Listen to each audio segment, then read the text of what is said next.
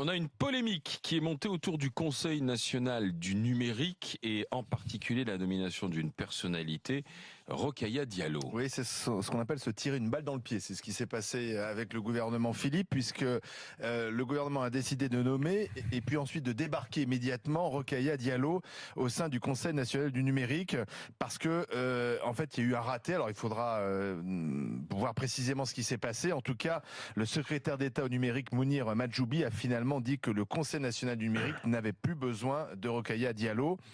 Pourquoi ? Parce que Rokhaya Diallo, qui est très connue, parce qu'elle est souvent dans les médias, elle est notamment chroniqueuse à Touche pas mon poste, c'est une journaliste et militante qui se présente comme étant antiraciste et féministe. Mais que reproche-t-on à Rokhaya Diallo ? Eh bien, on lui reproche de dénoncer entre autres le racisme d'État. On lui reproche d'avoir signé une pétition contre le soutien à Charlie Hebdo, c'était en 2011, mais pour la défense de la liberté d'expression, selon le texte qui est encore en ligne, vous pouvez vérifier. On lui reproche également de dire que le voile islamique peut être aussi un marqueur de féminité, de trouver des arguments positifs pour la tenue des ateliers non mixtes, notamment dans la dénonciation des violences faites aux femmes. Bref, Rokhaya Diallo, c'est une personnalité qui clive, on est d'accord ou pas, qui provoque le débat, mais visiblement, elle n'avait pas sa place au Conseil national du numérique.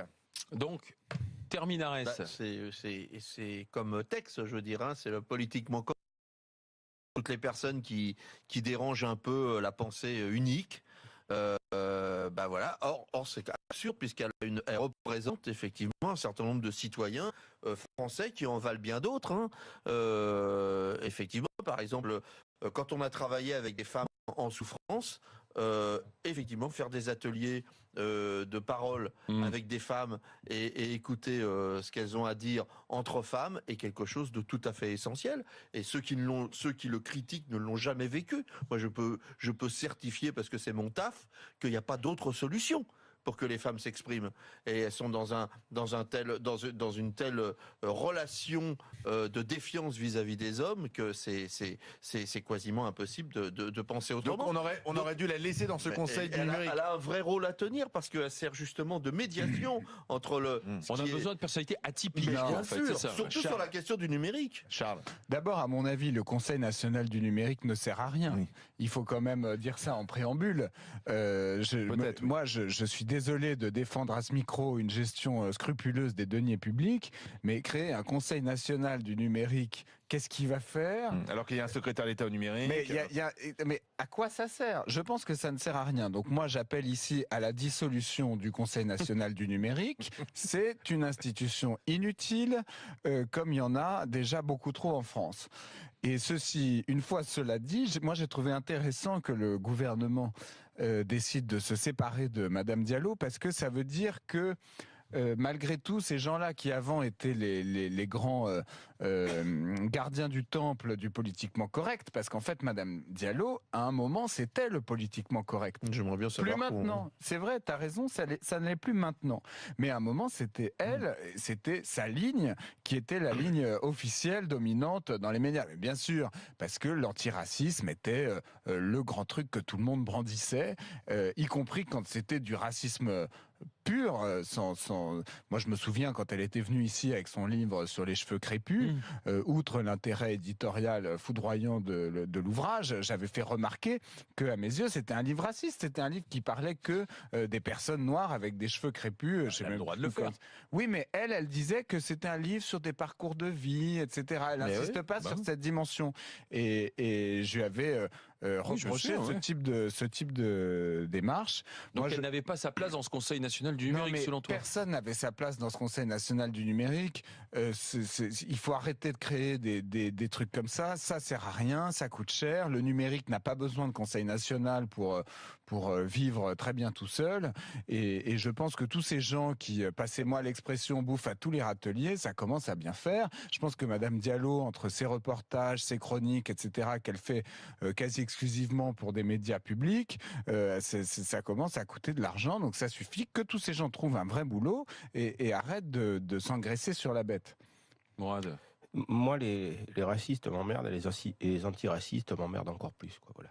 Il y a des gens qui sont des professionnels de l'antiracisme, elle en fait partie. Pour moi, alors il y a des idées qu'elle défend sur lesquelles je vais être plutôt d'accord, mais j'ai l'impression qu'il y a des tas de gens pour qui c'est devenu un fonds de commerce, quoi, qui leur permet effectivement d'exister, de gagner de l'argent et avec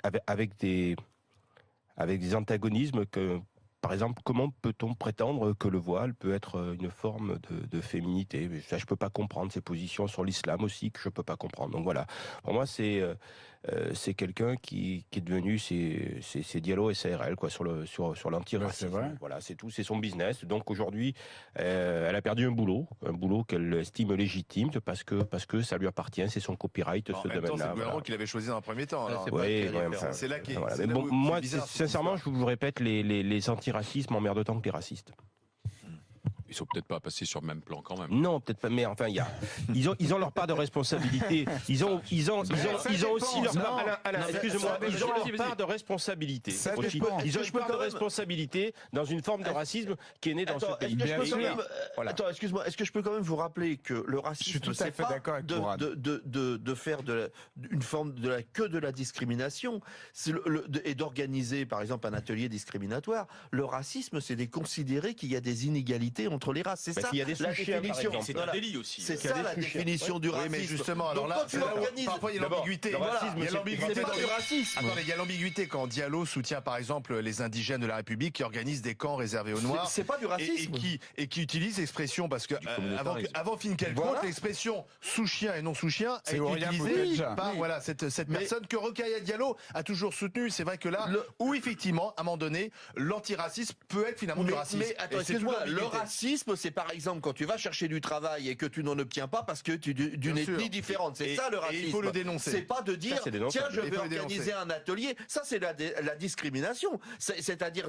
ça n'a rien à voir avec le racisme. Le racisme, c'est une inégalité des races. Relisez les définitions du racisme. C'est pas, Oui, c'est mais, pas la discrimination. oui, mais, on fait un lot non, commun. non, mais oui, mais parce que la Non. discrimination, elle trouve ses racines C'est dans le racisme. bien Pourquoi sûr. est-ce que Eh oui, quelqu'un mais va si. discriminer quelqu'un Bah si. d'autre à raison de sa couleur de Tu peau peux le parce faire. qu'il est raciste? Mais non, mais Mais si. tu ne crées pas d'inégalité entre les gens. Bah tu si. dis, mais je dis pas les blancs. Il y en a qui peuvent ne pas bosser. Mais regarde, et d'autres qui regarde, peuvent. moi, Moi, tiens, peux le organiser. racisme dans ce pays ne tient à une seule chose, c'est l'économie. Je peux te garantir, comme le disait, l'argent blanchi. Voilà. Je Ça, sais c'est une pas, certifié. je sais pas. Donc, il y a, voilà, il y a un je crois que c'est racisme pas si social simple. dans Oui, ce pays. franchement. D'abord, un racisme social. Oui, mais moi, Celui-là attention. existe, il est réel.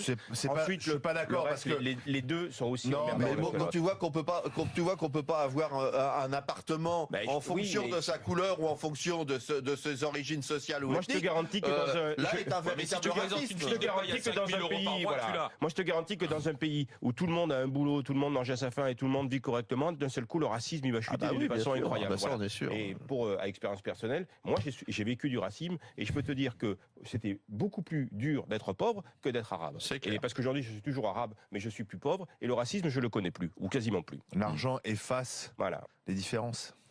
En tout cas, beau. hein, oui, c'est C'est là. Si vous voulez, un beau silence. message pour Noël. Un silence Un après beau Truchot, message c'est pour encore Noël. du Truchot.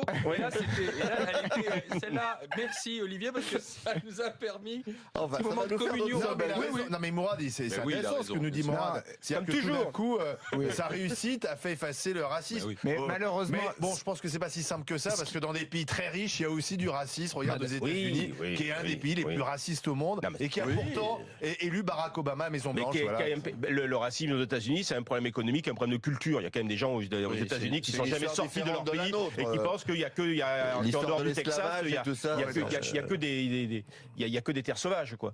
mais Rokhaya Diallo incarne la dérive de l'antiracisme. C'est-à-dire, moi je pense qu'il y avait en effet un vrai racisme en France qui existait, malheureusement comme dans toute société, Qui existe toujours. et qui existe toujours.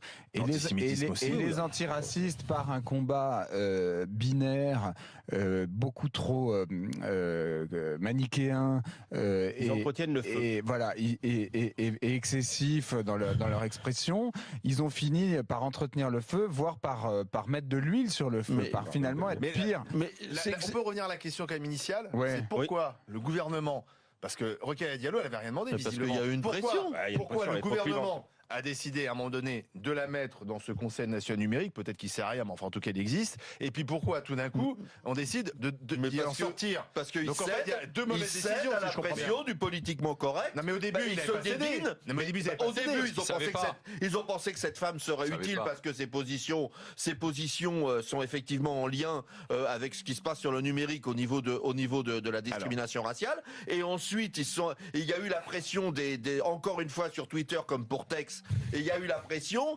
et Diallo, même combat. Et non, mais il y a eu la pression et d'un seul coup c'est le mauvais objet et du coup le gouvernement se déballonne comme d'habitude. Mounir Majoubi dit au secrétariat d'État numérique, on avance l'explication que des critiques ont surtout émané, non pas des réseaux sociaux, mais de l'écosystème numérique, des gens qui sont donc représentés par ce Conseil national numérique, des membres de start-up, d'incubateurs, qui ont fait savoir au ministre qu'ils avaient été choqués par les propos qu'elle a pu tenir dans le passé. Dans un instant, nous reviendrons sur cette députée La République En Marche qui a fait cette déclaration anonyme dans le quotidien L'Opinion. Oh là là. Que dit-elle? Je travaillais dans le privé où je gagnais très bien ma vie. Aujourd'hui, je suis à 5 000 € par mois. Alors j'ai changé mon mode de vie, moins de resto, je mange plus de pâtes. Je la cite, je suis allé rechercher des vêtements à la cave. Est-ce que c'est choquant? Maintenant, il faut savoir qui c'est, puis qu'elle s'explique précisément. 3216 rmc.fr pour en parler avec les GG. En attendant, toujours anonyme, on la cherche depuis 3 jours. Mais qui est-elle, cette députée qui estime qu'elle a perdu en niveau de vie, mange des pâtes et cherche de nouveaux vêtements à la cave finalement parce qu'elle ne gagne pas assez? RMC, la grande gueule du jour. Visiblement, ils ont un petit problème avec la représentativité, parce qu'on nous avait dit que c'était la société civile, le vrai monde, etc. J'ai pas l'impression que ce soit à l'image du pays, quoi. Quand on voit qu'il y a autant de Français qui ont des difficultés de fin de mois, se plaindre quand on a 5 000 € par mois, c'est complètement indécent. Maintenant, c'est vrai que ramener à l'heure, quand on voit le temps que ça prend, c'est une rémunération qui n'est pas exagérée parce que c'est beaucoup de responsabilités, beaucoup de temps passé. Ils étaient au courant avant et donc ils ont fait un choix, le choix de servir leur pays et ça n'a pas de prix. Que se passe-t-il au sein de La République En Marche?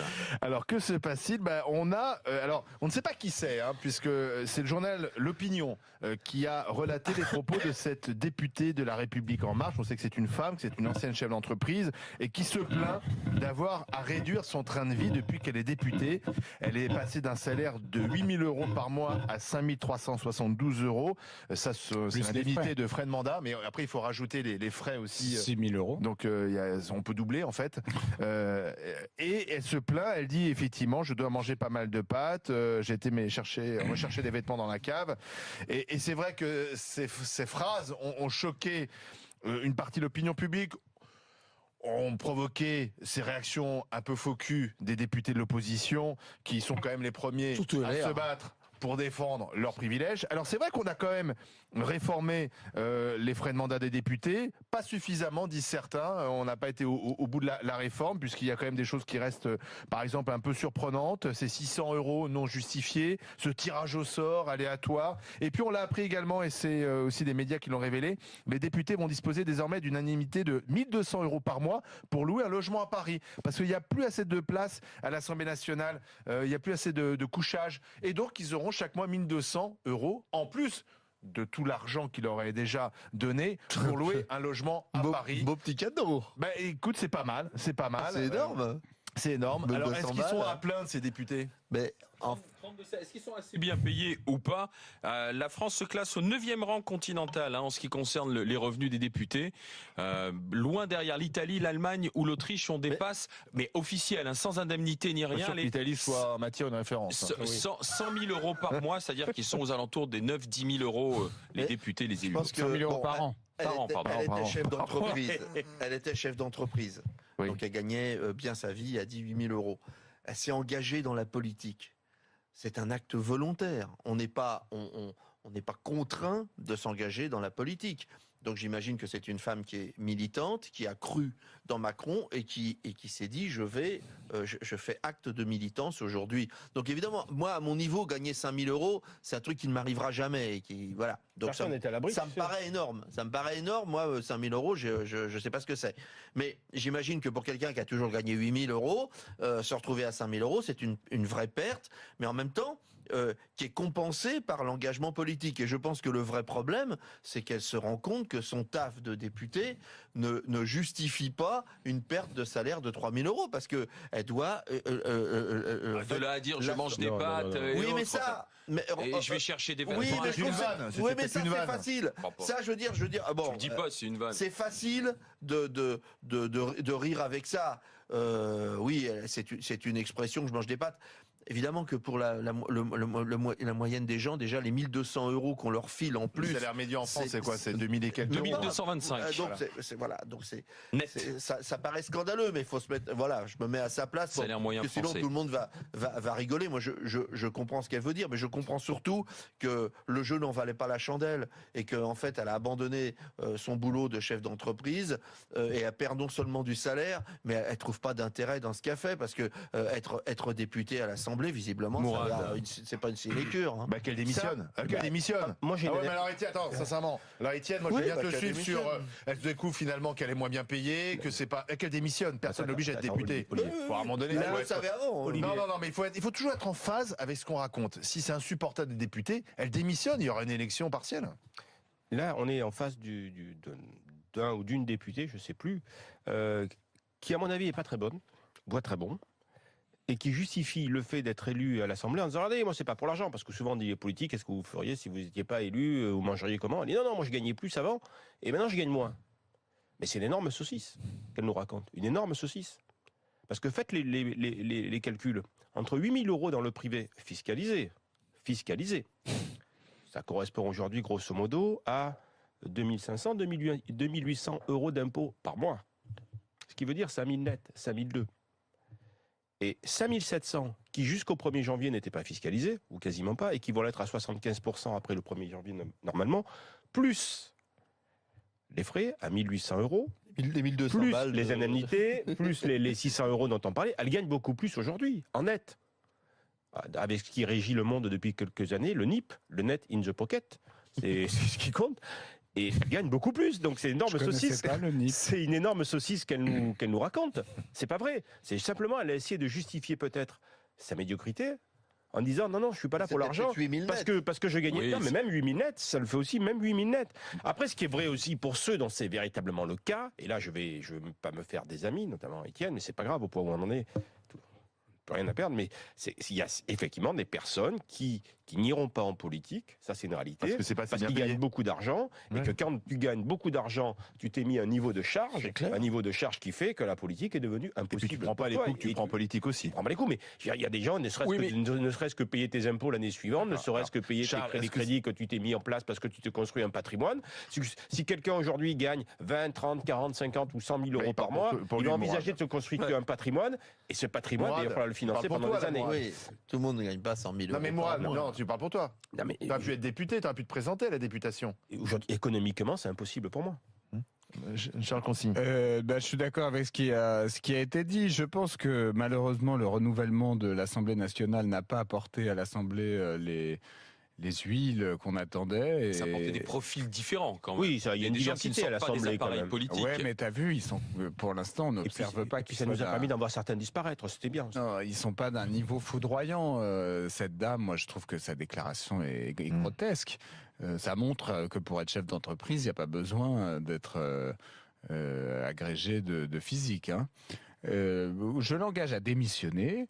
Je pense de toute façon qu'il y a trop de députés à l'Assemblée et qu'on ferait tourner tout aussi bien l'Assemblée avec 150 ou 200 personnes et pas du tout avec ce nombre gargantuesque 577 de députés et 348 sénateurs qui comme ils s'ennuient n'ont d'autre idée que de créer des lois sans cesse qui viennent plus embêter les gens que leur rendre service. Il faut les occuper, les députés, quand même. Et par ailleurs, n'allons pas croire qu'un député payait 5 000 euros par mois. C'est 5 000 euros de salaire, plus 6 000 euros de frais pour payer différentes choses, etc. Plus tout ce qui est remboursé, les taxis, les restaurants. Même les cafés, j'ai vu qu'ils gardaient leur ticket de café pour se rembourser. Stéphane Le Foll. Et il ne paie. Oui, il se plaignait, Stéphane Le Foll. Il justifiait ses notes de frais. Et Tout le monde lui-même se fait rembourser son On a le droit de café. payer les médias, ailleurs. mais dans le monde réel, tout le monde garde ses frais, c'est Non, le mais contrat le pour café, tout le monde. Enfin, Stéphane Le Foll, il a suffisamment d'argent, il peut payer le café. Et en plus, tes frais de café quand Et en même. plus, Une pince. et en plus, ça Mais dépend moi, où, c'est ça intéressant dépend parce où, que vous savez. je me rembourserai le Un café à moi-même. en tel cost, c'est quand même très cher. Vas-y, qu'on écoute Bruno Bonnel, chef d'entreprise devenu député La République En très Marche. bien. Alors, Et justement. par ailleurs, ils ont le train gratuit aussi. Donc il y a tout un tas d'avantages qui font que être député, je suis désolé, c'est loin d'être un sacerdoce. Au contraire, c'est une vie très privilégiée. Et cette dame s'est déshonorée par ses déclarations. J'imagine qu'elle fait tout pour qu'on ne sache pas qui c'est. On le saura, je Et pense. elle a bien raison. Bruno Bonnel, bonjour. Vous m'entendez, Bruno Bonnel? Alors attendez, on va vous reprendre parce que j'ai l'impression qu'on a... Alors, regardez, les députés n'ont pas de Mais bons ils ont pas le portables. téléphone. On va vous rappeler sur piscine, une meilleure ligne, Bruno Bonnel, parce que là on avait Ils ont un pas le souci. téléphone. Sincèrement, quand même, je pose une question sur attends, la députée.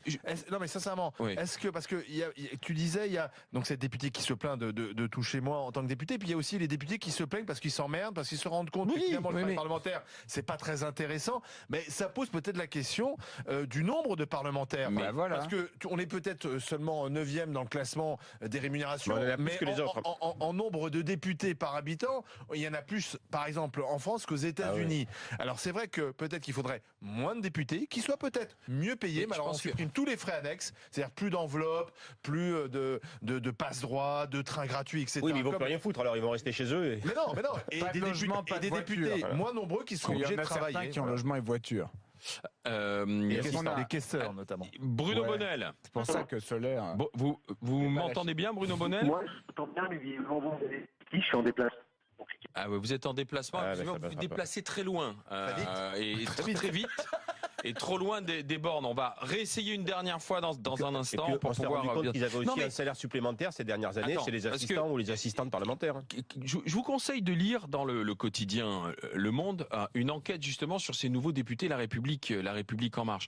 Certains Ils sont étaient déprimés. directeurs de sociétés d'économie mixte, cadres dans un grand groupe industriel produits cosmétiques, consultants, professeurs d'enseignement supérieur. Et puis il y en a un qui dit on a tous lâché pour Emmanuel Macron pour le suivre des situations professionnelles très confortables. C'est ce qu'ils disent. Et aujourd'hui, probable. on ne s'y retrouve pas. Et en fait, quand tu les écoutes, ils ne s'y retrouvent pas sur deux plans. C'est-à-dire à la fois sur le plan financier, T'aurais pu, oui. et ils ne se retrouvent pas sur le plan de l'épanouissement professionnel. C'est-à-dire qu'ils se rendent compte que être député aujourd'hui, c'est passer beaucoup de temps en commission, beaucoup de perte de temps aussi, tandis que quand tu es chef d'entreprise, tu prends une décision, tu l'appliques et tu envoies le résultat immédiat. Et donc, ils déchantent par rapport à la vie politique et ce qu'elle peut apporter. Quoi. Macron a promis de réformer cela. Ouais, mais justement. De Rugy travaille justement et rappelait qu'il y a eu plus d'amendements, je crois que c'est 5000 amendements pour un budget, pour le projet de loi de finances, que pour la loi Veil. C'est-à-dire que maintenant, le petit jeu de l'opposition, c'est de déposer 5000 amendements. La plupart, ils sont identiques, mais on est obligé de tous les examiner. Donc on met 3 mois pour voter une loi qui, de toute manière, au final, sera votée. C'est ça qu'il faut réformer. Morissette, bonjour. Bonjour Morissette. Oui, bonjour les grandes gueules. Ouais, je suis contente de vous entendre parce que je suis remontée comme une horloge. Je vous écoute. Allez-y Morissette. Feu, c'est parti.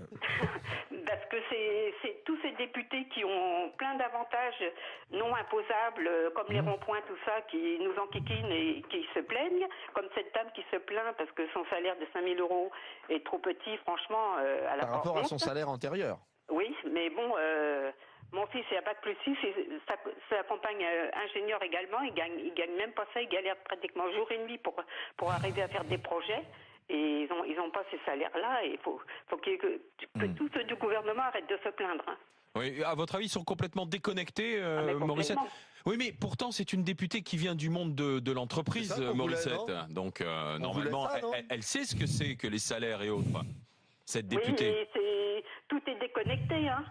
Nous, en retraite, moi aussi, je gagnais beaucoup plus. Et puis maintenant, on nous a grignoté. Ça fait 40 ans qu'on nous bloque nos salaires, on nous bloque nos retraites, on nous bloque tout. Ouais. Et vous mangez vraiment des pâtes. Pardon ? Vous mangez vraiment des pâtes, Morissette. Ah ben exactement. J'aime pas les pâtes parce que ça fait grossir, j'en mange pas. Mais bon. Je vous envoie Mais un t-shirt vous trouvez pas- GG. vous trouvez pas ça Morissette, merci étrange d'avoir été avec nous. Parce que l'info est sortie il y a déjà 2-3 jours, hein, c'est l'opinion qui a... Ça Vous racontait, êtes- elle vous se rend avez compte pas- qu'elle a dit une saucisse. Vous ne trouvez pas étrange qu'on ne connaisse toujours pas le nom de cette députée? Bah, c'est pas souhaitable. Enfin, moi, j'aime pas les chasses aux sorcières, hein, franchement. C'est pas une chasse aux sorcières, c'est... C'est une élue de la République, quand même, assumée quand même aussi le dire. Mais non, mais je pose la question, je trouve ça étonnant. Je me suis même demandé, est-ce qu'elle existe vraiment, cette députée? Est-ce qu'on l'a pas inventée? Parce que c'est bizarre quand même, depuis 3-4 jours, on n'est pas encore dans le son nom. CV des députés des Républicains en marche. La discussion continue, choqué par les propos de cette députée. Est-ce qu'on doit